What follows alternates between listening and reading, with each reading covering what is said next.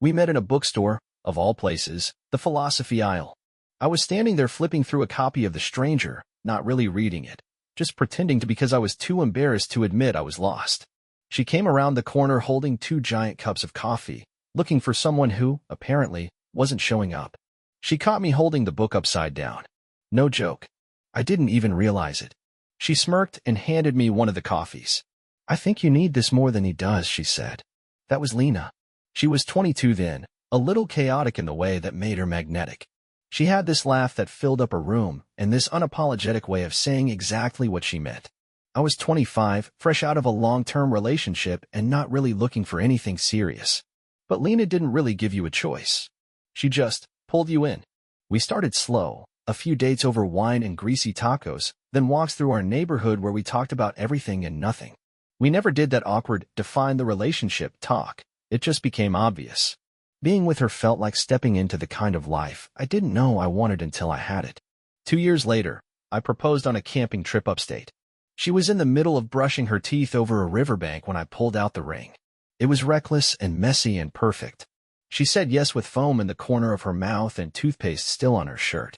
I loved that about her, how she never needed things to be dressed up or staged. She just wanted them to be real.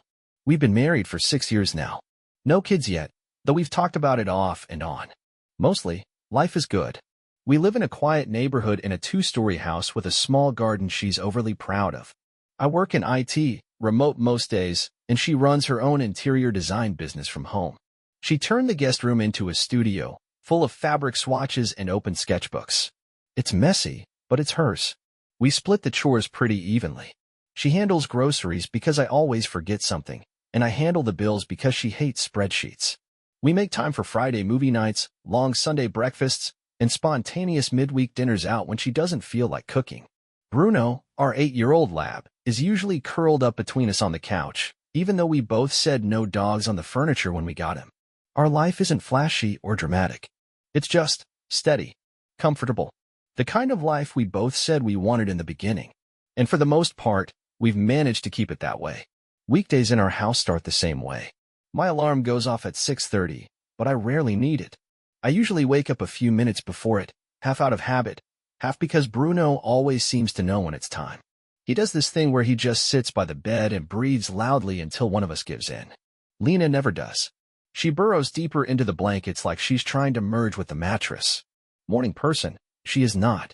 I get up, feed Bruno, make coffee, 2 cups, black for me, oat milk and cinnamon for her, and by the time I bring hers to the nightstand, she's squinting one eye open like she's mad at the sun for doing its job. That's usually when she mutters something like, "I hate mornings," and I just smile and remind her, "You hate getting up. You love being up." It's a routine, one of those little daily dances that somehow keeps us in sync. Lena works best mid-morning to late afternoon, so once I'm logged in at my desk, she's usually pacing around the house on the phone with a client, throwing out words like moody tones and rustic texture, while Bruno follows her like a furry assistant. She's good at what she does, like really good. Every room she touches ends up feeling lived in and beautiful, like it's always belonged to the people inside it. We usually meet in the kitchen around noon. That's our lunch break. Nothing fancy, salads, sandwiches, whatever we can throw together, but it's our pause in the day. She leans against the counter, I sit at the island, and we talk about dumb stuff. Clients, memes, something funny Bruno did. It's not deep, it's not romantic, but it's ours. And I think that's what makes it feel special.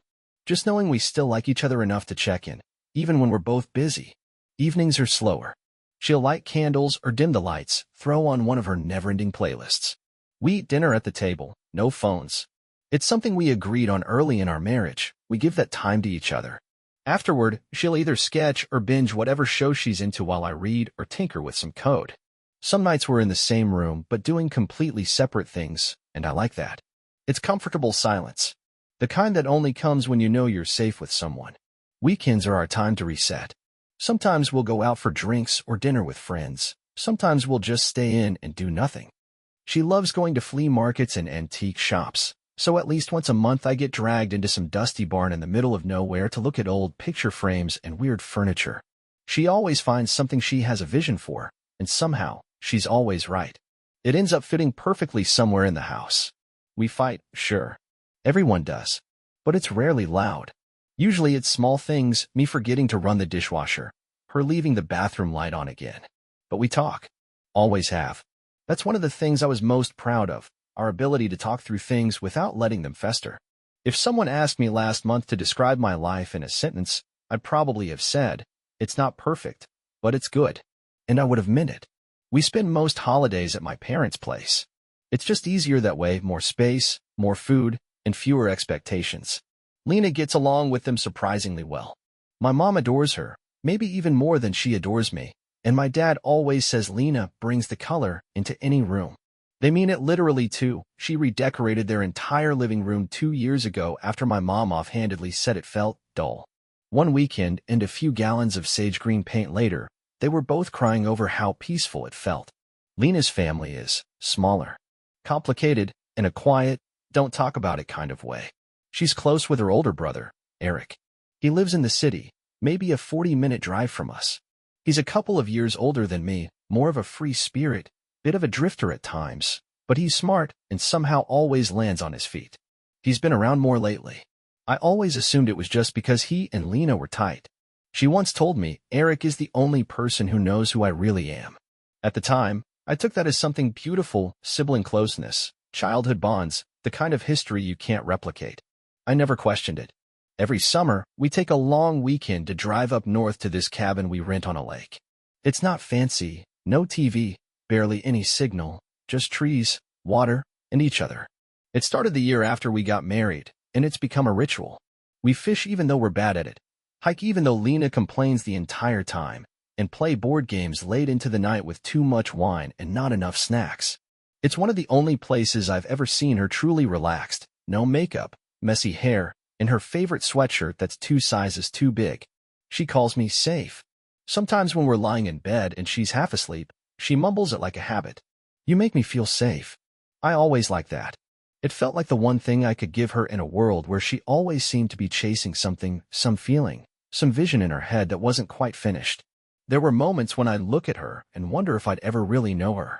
Not because she was distant, she wasn't, not overly, but because she lived in this world of constant movement, reinvention, and subtle deflection. Like she needed to keep part of herself tucked away, even from me. But that wasn't something that bothered me. If anything, I thought it made her interesting. She was a mystery I was okay not solving. We never had kids, but we talked about it. She was on the fence for a long time, and I never pushed. Some part of me always knew that if she did want to be a mom, it would happen on her terms, in her time. So we waited. And in the meantime, we filled our lives with little traditions, quiet routines, shared looks, and a sense of us that felt, at least to me, unshakable. I felt lucky. That's the word I keep coming back to when I think about it now. Lucky to have her. Lucky to come home to her. Lucky to build a life with someone who still made me laugh in grocery store aisles and held my hand when we crossed streets, like I'd drift away if she didn't. At least, that's how I saw it. It started small. Like most things that end up tearing your life apart.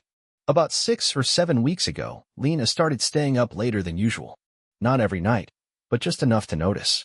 At first, she blamed it on work, creative bursts, she said. She'd be in the guest room, lights dimmed, music playing low, sketching or scrolling through her tablet. I believed her. She's always been like that, prone to late-night inspiration and odd hours. But it wasn't just the timing, it was the way she acted when I'd walk in. She'd tilt the screen away slightly, or quickly minimize something. Not obvious enough to accuse her of anything, just noticeable. And when I'd ask what she was working on, she'd say, nothing serious, or just mood boarding, with this tone that made me feel like I'd asked something intrusive. Then there were the texts. Her phone never used to leave the kitchen counter when she was home. Now, it's practically glued to her. She used to be careless with it, would leave it charging on the nightstand overnight. But lately, she's been bringing it into the bathroom. Into the shower, even. I made a joke about it once. You afraid you'll miss the group chat drama? And she just laughed. But it felt forced, like she was trying to brush something off. The biggest change, though, was how present she stopped being. Our conversations got shorter.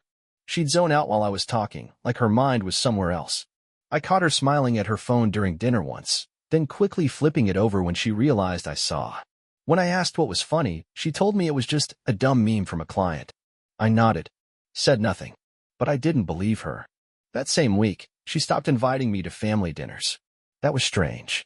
Lena's always been close to her brother Eric, closer than most siblings, I'd say, but I was always included. Suddenly, she was seeing him on her own more often. He's going through stuff, she'd say vaguely. I just want to be there for him. I understood. I've always liked Eric. We've had beers together, watched games, joked around. So I didn't think much of it at first. But then I realized something odd. She never mentioned what they talked about. Never shared anything from those visits. Just came home quieter, sometimes distant. I chalked it up to emotional exhaustion. If Eric was struggling, maybe she was just absorbing it. She's always been someone who feels things deeply, even when she doesn't show it. Still, something didn't sit right. There was a night I remember clearly.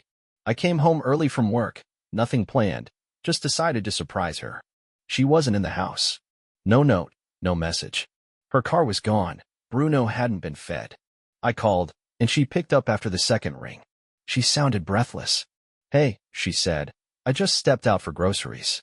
But when she came home 30 minutes later, she didn't have any bags. Not even a receipt crumpled in her coat pocket. She claimed she stopped at a friend's place instead.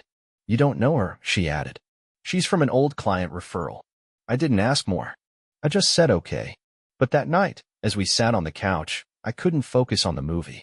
My mind kept circling back to her voice on the phone. The way she said groceries. Like it wasn't the first word that came to her. Like she was reaching for something, anything to say. It's a strange thing when you start to feel like a stranger in your own marriage. You don't want to believe it. You tell yourself you're imagining things, that people grow and change and drift in small, harmless ways. But the more I watched her, the way she'd smile at nothing, the way she'd suddenly guard her phone, the way she'd shift when I got too close, the more that sick, quiet thought crept into my head. Something's going on. I didn't have proof. I didn't even have a solid reason to confront her. But I could feel it in my gut. A distance I hadn't put there. And once you feel it, you can't unfeel it. I didn't want to be the kind of person who checks his wife's phone. That always felt like a line you cross and can't come back from. But I was getting desperate. It wasn't just that she was acting different. It was the way I started feeling around her. Off balance. Like I was interrupting something I couldn't see. I didn't check the phone. Not yet. Instead, I started paying attention.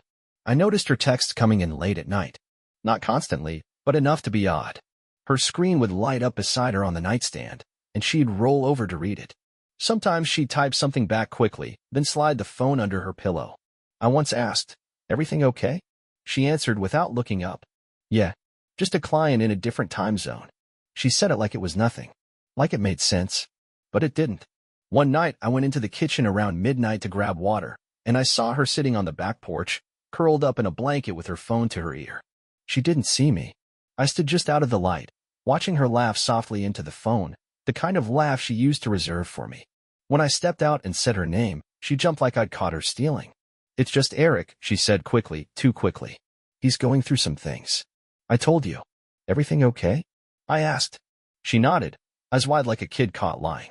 "Yeah, he's just sad." I wanted to believe her. I really did. But something kept bothering me. Eric's name was always the one she reached for. Whenever she needed to explain where she'd been, who she'd seen, why she was late, it was always Eric. It started to feel less like honesty and more like habit. Like he was a card she could play to end any suspicion. The next morning, I checked our shared calendar. Lena and I used to sync our schedules, part of how we kept things organized. But hers had gone strangely empty over the last month. Appointments that used to be blocked out, client meetings, vendor calls, site visits, were now vague or missing entirely.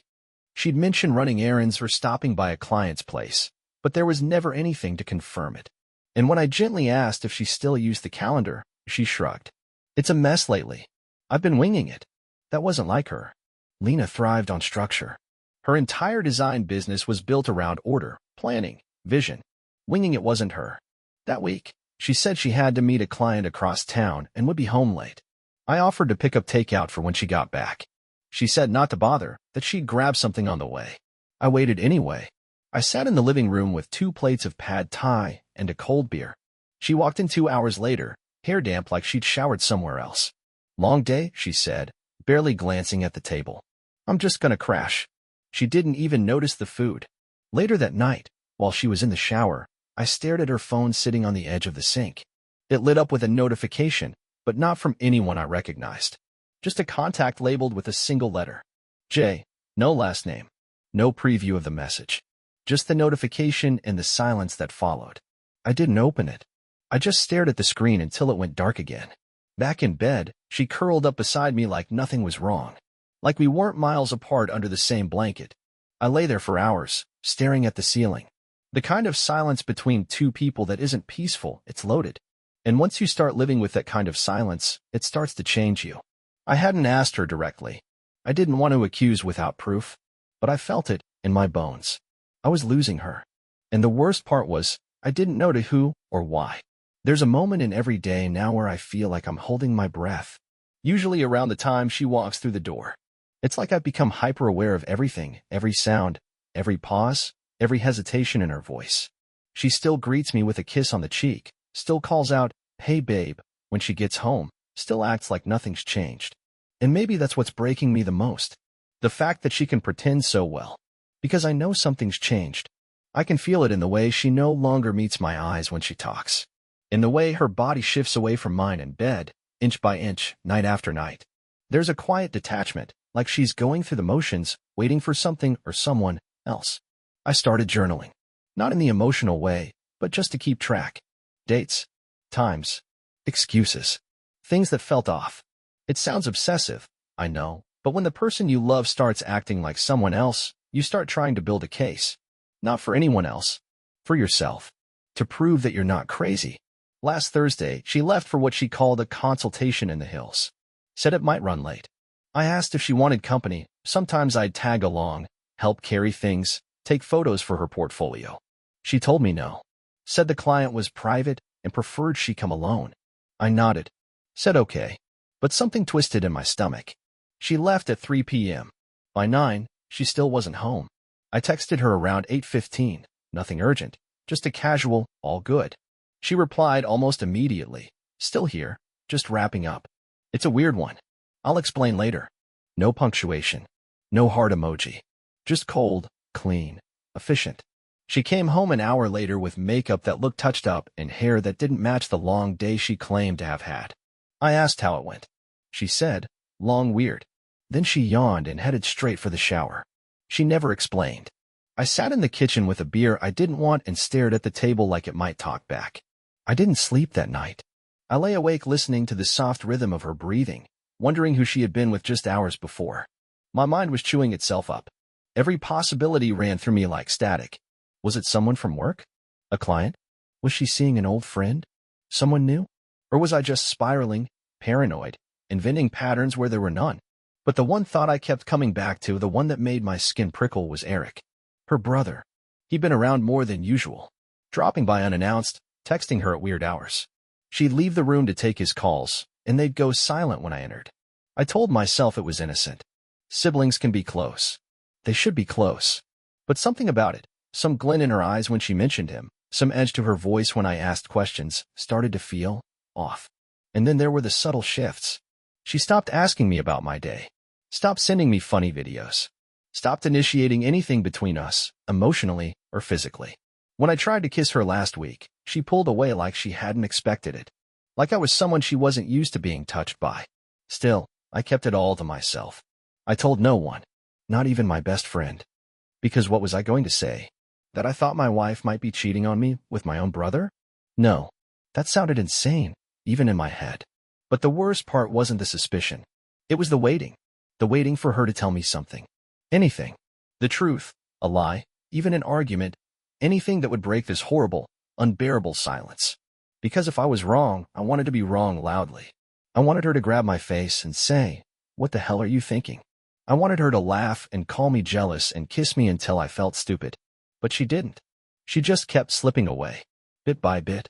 Like a photograph left in the sun, fading until you can't make out the face anymore. And I had no idea how close I was to hearing the thing I feared the most. It happened on a Sunday. She made French toast that morning. That's what kills me about it. She made French toast, my favorite, and set it on the table with this calm, practiced smile like we were just any other married couple on any other slow morning. I told her it was good. She said nothing. Just sat across from me in silence, fork moving in small mechanical motions, eyes fixed on her plate. I knew something was coming. I could feel it in the way she kept glancing at the clock, and the way her hands trembled slightly when she poured the syrup. She wasn't eating. She was stalling. After breakfast, she asked if we could talk. Those words, "We need to talk," they don't just land anymore. They thud, like a dropped suitcase. I followed her into the living room. She didn't sit beside me. She sat on the armchair across from the couch, legs crossed tightly, hands locked in her lap. And then she said it. "I've been seeing someone else." She didn't look at me when she said it. Her eyes were on the wall behind me, like she couldn't bear to watch me hear it. Everything inside me slowed down. I didn't speak, didn't move.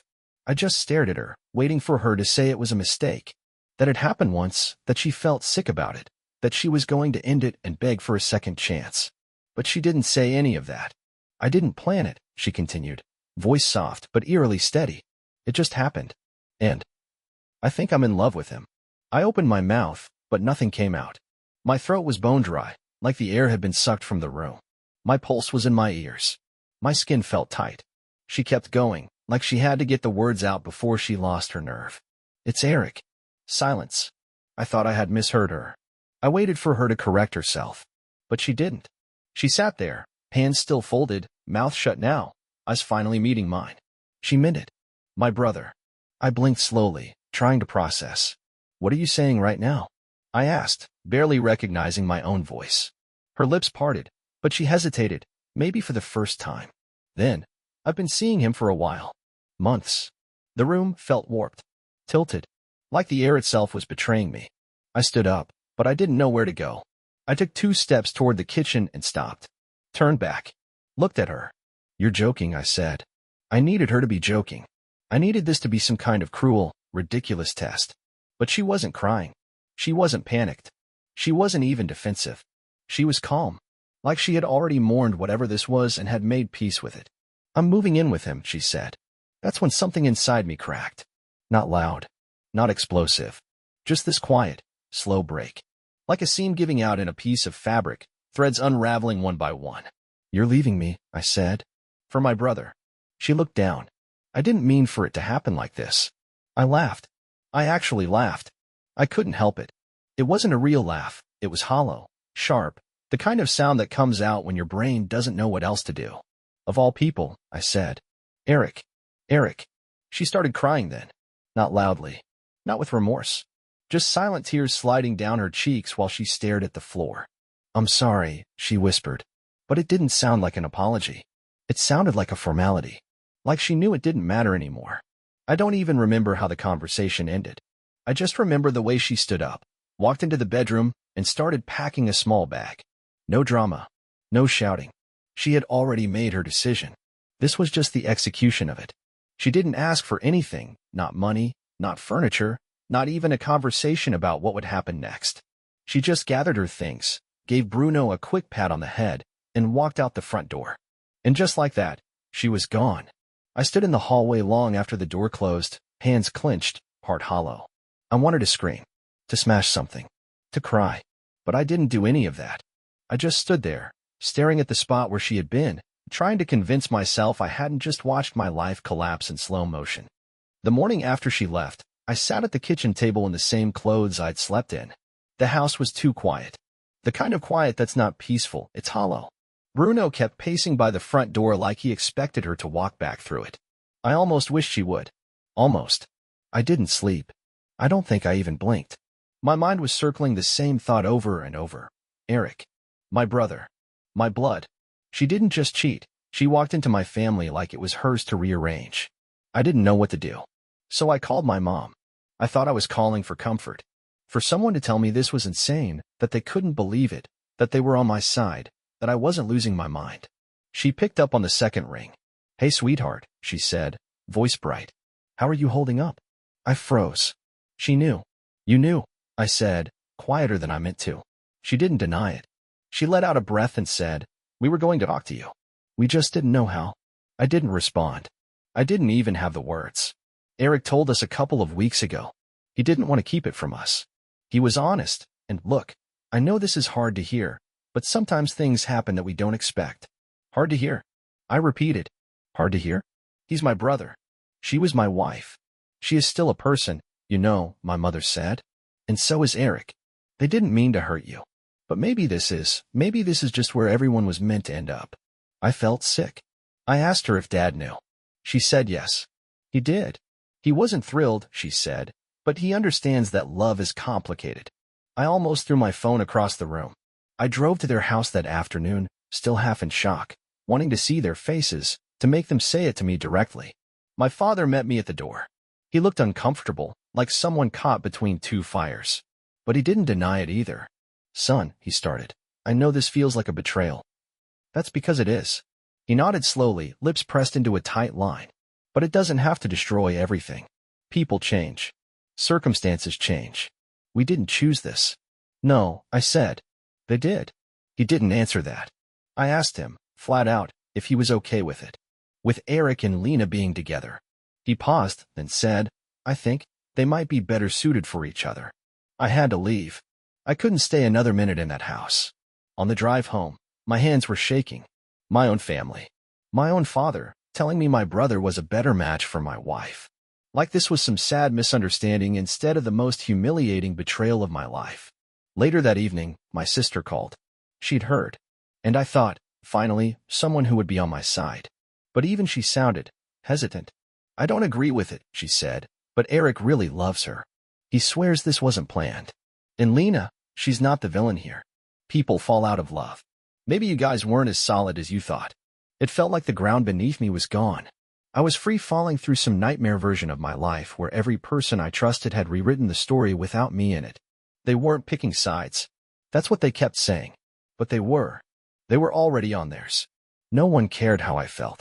No one asked if I was okay. No one said what they'd done was wrong. They just accepted it. They wanted me to be the adult. The bigger person. The one who swallowed it all and smiled for the sake of family harmony. But I wasn't going to do that. I wasn't going to pretend this didn't destroy something inside of me. I didn't leave the house for 3 days after that. There was no one left to talk to. No family to confide in. No one who hadn't, in some way, chosen to see Lena and Eric's relationship as something less than a betrayal, as if the context didn't matter, as if falling in love excused everything. I kept replaying their words in my head. They didn't mean to hurt you. Maybe they're better suited. Love is complicated. No one said what I needed them to say. No one said, what they did was wrong. What they did to you is unforgivable. That silence from the people I trusted, it changed something in me. I stopped feeling like the victim, and I started feeling like someone who had nothing left to lose. I pulled Lena's name up in our banking app. She still had access to 2 of my credit cards. I froze both. Then I looked into the loan she'd applied for under my name last year, one I co-signed when she was trying to expand her business. I remembered the way she'd smiled when I agreed to it, telling me I was her anchor, her safe place. I took out another loan on that same line, this time under her name only, and transferred the funds into a separate account under mine. I wasn't sure what she'd do when she saw it, but I didn't care. That money had been built on my trust, and I was done letting her benefit from it. Next came the car. 2 years ago, Eric had hit a rough patch and asked for help buying a used SUV. I co-signed the financing under my name, and he made the payments, or so I thought. Turns out, I've been covering more of it than I realized. I called the lender, confirmed the registration still listed me as primary owner, and arranged to have the car repossessed. The guy on the other end of the line didn't even hesitate. Happens all the time, he said. Especially with family. The next morning, I watched from my front window as the tow truck rolled out of my driveway with his car behind it. I didn't feel better, but I did feel something like I'd taken a brick off my chest. I started going through our shared accounts, removing her access one by one. Every auto-pay she'd set up, subscriptions, clothing sites, grocery deliveries, I cut them all off. It wasn't about revenge. It was about finality. I didn't want a single thread left tying her to my life. She had already pulled the pin from the grenade. I was just clearing the rubble. That same day, I texted her. Your cards are canceled. Your car deal's dead. You'll be getting mail about the loan soon. Don't contact me unless it's through a lawyer. No reply. Just read under the message. Good. I blocked her after that. And then I turned to my family. I deleted the group chat. Blocked numbers. Removed myself from family social media threads. I didn't send a message explaining why. If they didn't understand by now, they never would. My world got quieter, colder, but also simpler. For the first time in weeks, I sat in my own living room and didn't feel like I was suffocating. Her stuff was gone. Her voice wasn't in the background. Her scent wasn't on the pillows. It was just me and Bruno, who had stopped pacing and finally started sleeping again, stretched out across the floor like he had permission to exhale. I walked into our old bedroom for the first time since she left. The sheets were still in place from that last morning. The side where she used to sleep looked untouched. I sat on the edge of the bed and didn't cry. I thought I would. But there was nothing left. Just silence. And the faint, steady realization that I didn't need anyone's permission to start over. Not hers. Not my family's. Not even my own.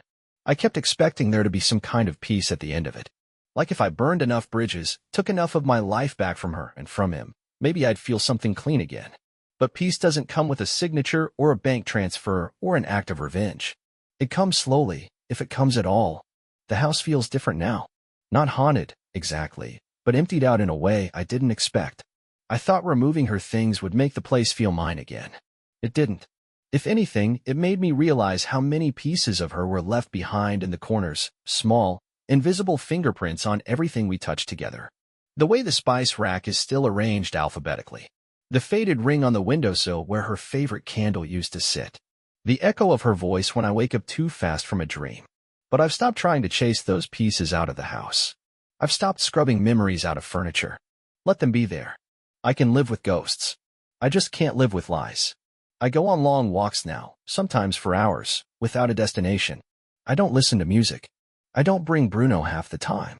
I just move. Through neighborhoods I don't know, past houses with lights on and curtains drawn. I don't look in. I don't want to see what other people's intact lives look like right now. I'm not ready to measure my brokenness against anyone else's version of normal. Friends have started to reach out. People who heard through whispers and half-truths. Some of them offered sympathy. Others tried to keep it neutral. I don't want to get involved, one of them said. I told him he already had, by not saying anything when he saw them together weeks before I found out. He went quiet. I haven't heard from him since. That's the thing no one tells you about betrayal, how much silence there is in the aftermath. It's not just the betrayal itself. It's the way people tiptoe around you afterward, like your pain might be contagious.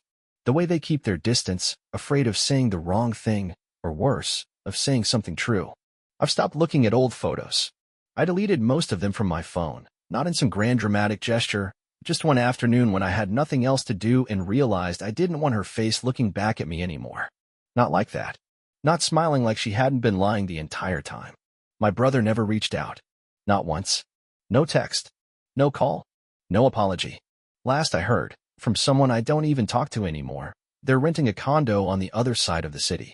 Living together now, like none of it was built on something rotten. Let them. Let them build their life on betrayal. Let them try to make something whole out of what they stole. They don't get to have my attention anymore. And neither does my family. There's a loneliness to that decision, sure. But there's also clarity. You stop waiting for people to become who you thought they were. You stop trying to rewrite history to make it easier to swallow. You just let it stand. As ugly and sharp as it really was. I've started sleeping in the center of the bed. Eating dinner at the table instead of on the couch. Playing music again, stuff she hated. I don't feel good yet. I don't feel strong or healed or any of those things people say you will. But I feel mine.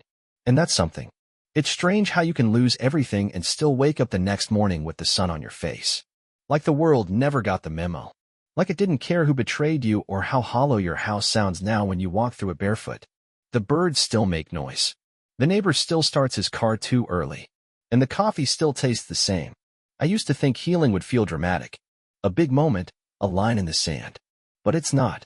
It's quiet. Pathetic, even. It's brushing your teeth when you don't want to. It's doing laundry without picturing her folding the clothes. It's seeing a text from an unknown number and not letting your chest cave in at the thought of it being her. I haven't seen them. Not in person. But I've heard things, through people I used to be close to. They're making it work. They post photos. They've got this new narrative, that love just finds you, even in the strangest places. That the heart wants what it wants. All that self-serving, backlit garbage people tell themselves to make betrayal feel like fate. Let them believe that. I've stopped explaining my side. I don't tell the story anymore, not unless someone really asks. Not unless they deserve to hear it. Because the truth is, the facts don't change anyone's mind. People believe what makes them feel safest. And for some of them, it was easier to believe I was part of the problem than to face the wreckage my brother and Lena left behind. I've made peace with that. Not forgiveness. I'll never forgive them. but peace. The kind you reach when you finally stop holding out hope that they'll feel what you felt. They won't. That's what makes them who they are.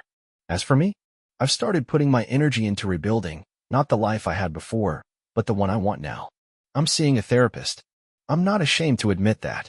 There's a lot of anger in me, but also a lot of grief that doesn't know where to go. And every week I show up and sit in that room and speak the words out loud, the ones that used to choke me. I've joined a boxing gym. Something about the rhythm of it, the discipline, the repetition, it steadies me. I've started journaling again, not just the pain, but the strange moments of light, the stranger who smiled at me at the gas station, the way Bruno rested his head on my lap during a storm. The first time I caught myself singing along to the radio again without realizing it. These are not signs that I'm over it. These are signs that I'm alive, that I didn't stay down, that they took everything they could from me, but not me. I'm still here, and I'm not going back to who I was before. That man's gone. The one who thought loyalty guaranteed safety. The one who believed blood was thicker than betrayal. The one who thought love meant sacrifice, even if it meant sacrificing himself. I'm someone else now. Not colder. Just clearer. More careful. More honest.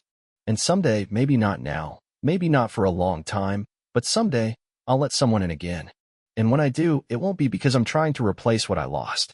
It'll be because I know what I deserve. And what I'll never tolerate again. This is where my story starts. Not where theirs ended. And that, finally, is enough.